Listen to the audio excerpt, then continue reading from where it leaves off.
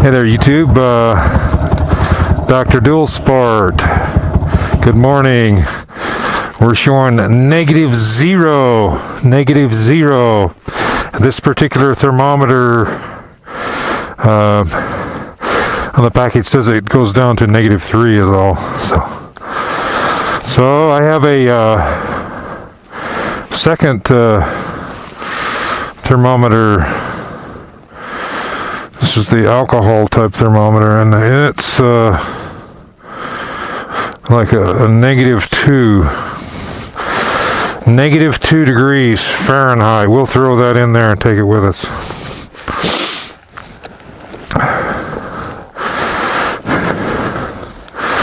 Let's see if we can get our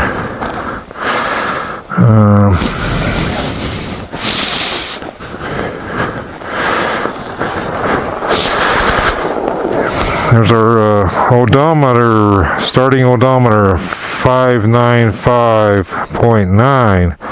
595.9. 595.9. 595.9.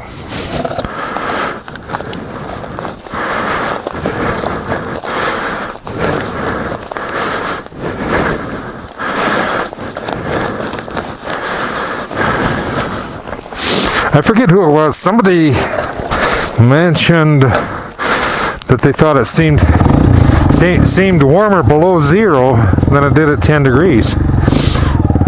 I wonder what the deal is with that. I know that wind is a real factor.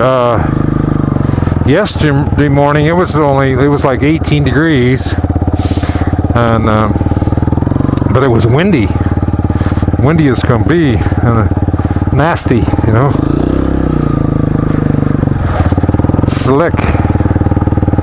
slicker than snot. I think I better head up for the dry roads, or better get the face shield down there and keep the nose warm.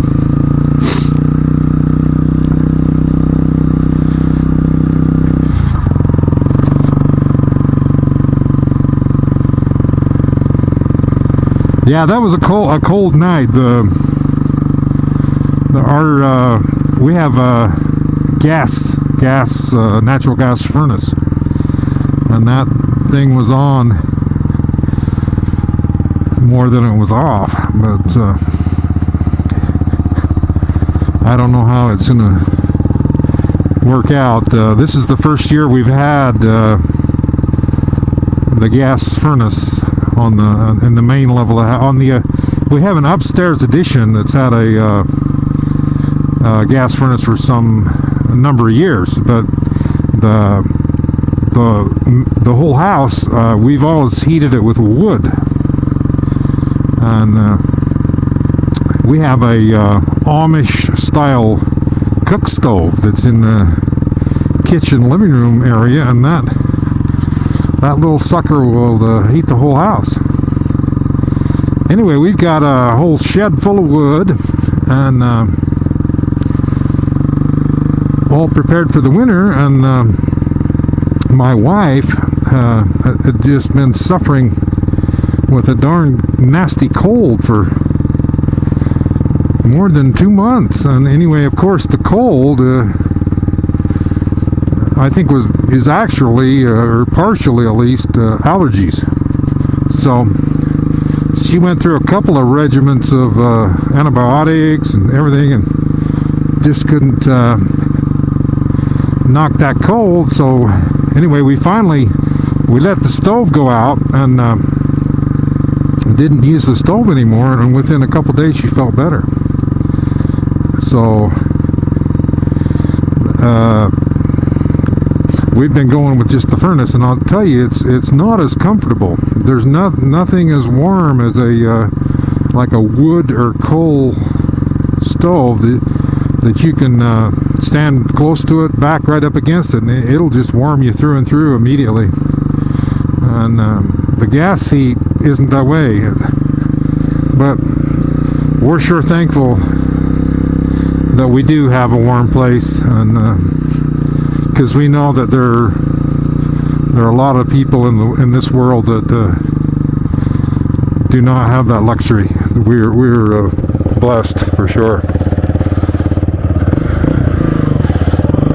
Here's the dry road. Now we can go.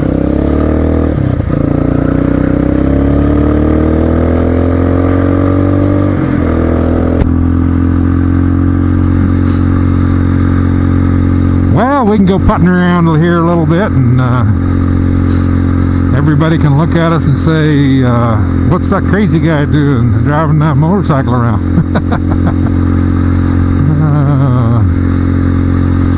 But like I said last night, I'm comfortably warm, comfortable and warm. If you get the right layers on there, you're pretty good to go.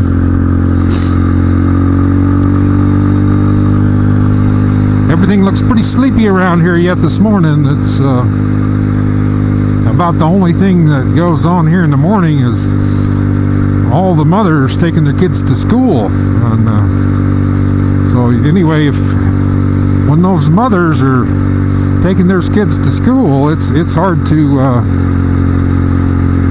make a turn against the traffic or anything, because some of them, they don't even want to let you merge in there. They're focused.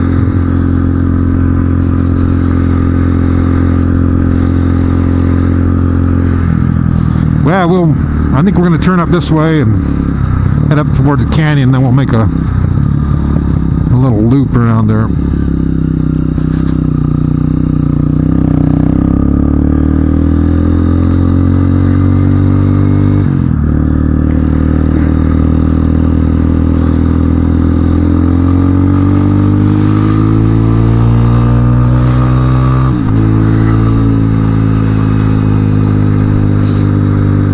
Bike's running good. Man, those internal combustion engines, they run so well with cool air.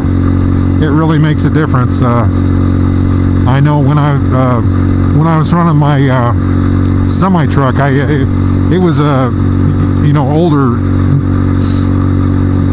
engine, like a 91. Anyway, it was a 4 1/4 cat motor. It was not the electronic motor. Anyway, when you were pulling those big hills, and the temperature was really cool, man, that thing would pull about like I had her cranked up pretty good. It'd pull like 32, 34 pounds boost on the turbo manifold gauge. It would really pull, had some torque, and so I know that cold air is good stuff. Yeah, the little CRF is running really well. I put the old light bulb underneath her last night, and so she was a happy camper this morning when I went to start her. I know that there's no way in heck that I would have been able to start her at 0 or below 0. It's crazy. Crazy weather.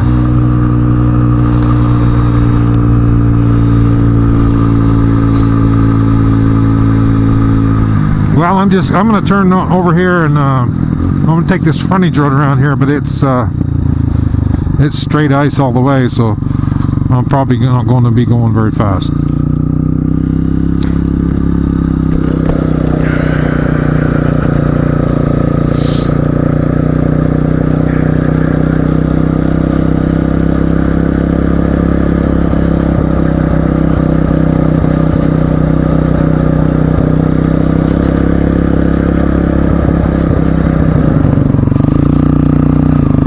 Oh man, I shouldn't have taken that frontage road. I don't know if you can see it up there along the freeway. Man, it was straight ice. And ice is one thing, but ice on a hill, then that compounds the problem, because you have to maintain momentum, to to have, still have a little traction, keep going, and it can be difficult. But we made it.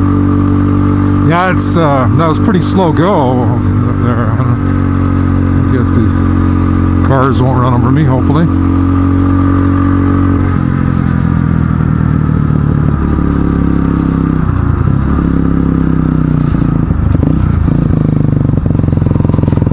Well, we'll head for the house. I got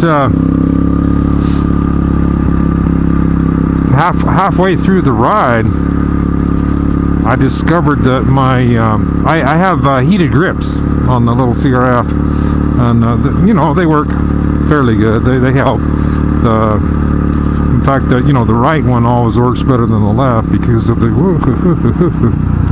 slicker than snot. Anyway. About halfway through the ride, I noticed that my fingers were becoming cold, especially on my right hand, and I started wiggling my fingers to try to keep them warm, and which helps a little bit. Whoa, that's slick. Okay, anyway. But there's no way you could gain enough blood flow there to warm your finger completely. If you kept going, you'd have problems. When I was a kid, they called it chilblains. When your fingers would get so cold or your toes or whatever that they hurt. When they were warming back up, they called that chilblains. But anyway, I stopped for a minute, and I took my glove off and felt the grip, and it was cold. So I didn't have my heated grip on. I have just a little push button switch, and like there's no way to tell if it's on or off. It doesn't have like a light or anything, so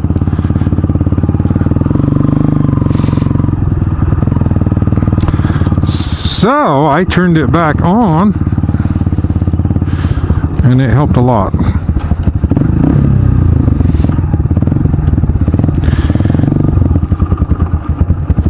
Whoa, gal! She just wants to keep running. Okay, ending mileage 603.3. 603.3, and I'll show you if that focuses. If you can see my 1, 2, 3, my third finger.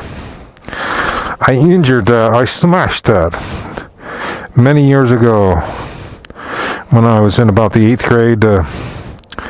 Was an accident with some farm machinery, and the doctor just placed the end back on there, put 2 stitches, and it was very cold for many years. It's much better now, but anyway, that's my thermometer right there to tell me how cold is cold. So anyway, Dr. Dildsport out.